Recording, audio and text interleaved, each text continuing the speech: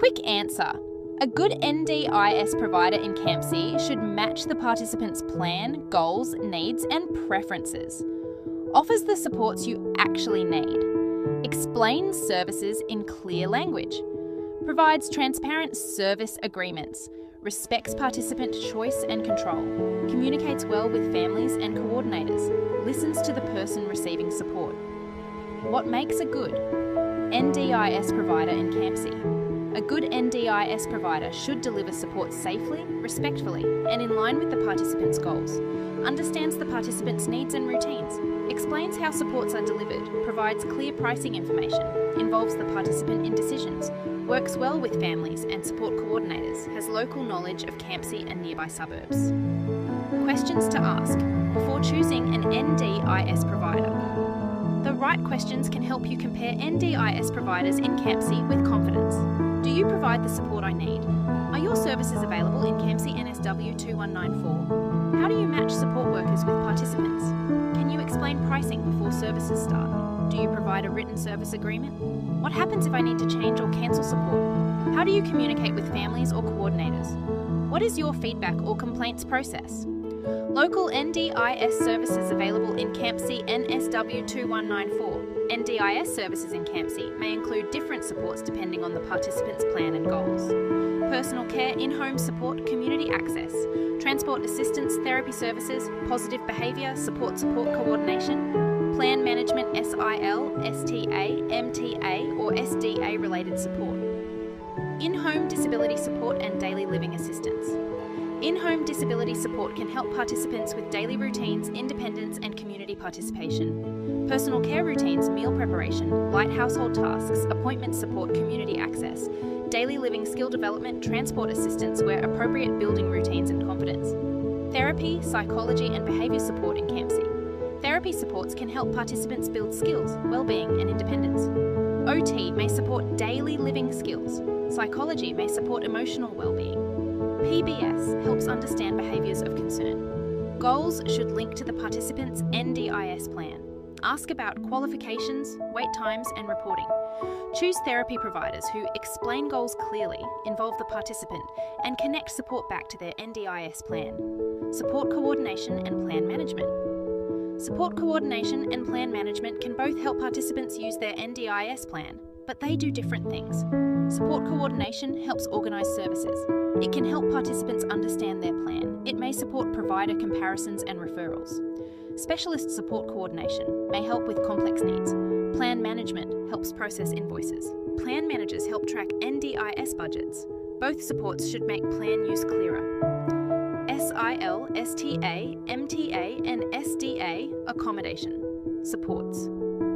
Accommodation-related NDIS supports have different purposes and should not be treated as the same thing. SIL, support with daily living in a home setting. STA, short-term support away from home where appropriate. TA, temporary accommodation in specific situations. SDA, specialist housing for eligible participants. Ask about eligibility, routines and staffing. Check compatibility. Location and service agreements. Make sure support respects participant choice. Registered versus unregistered NDIS providers. A provider's registration status is important, but it is only one part of choosing the right support. Registered providers are registered for specific support categories. Avoid saying NDIS approved. Use registered NDIS provider, where accurate agency-managed participants often need registered providers. Plan-managed and self-managed participants may have more choice. Also check quality, communication and service fit. Local NDIS support in Campsie.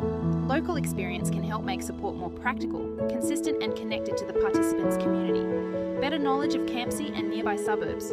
Easier support for appointments and community access. More practical travel and scheduling support, familiarity with local services and activities. Better consistency for in-home support. Helpful for participants in Belmore, Lakemba, Canterbury, Earlwood and Bankstown. Choose a local provider who understands Campsie and nearby suburbs, so support can fit more naturally around appointments, routines and community access.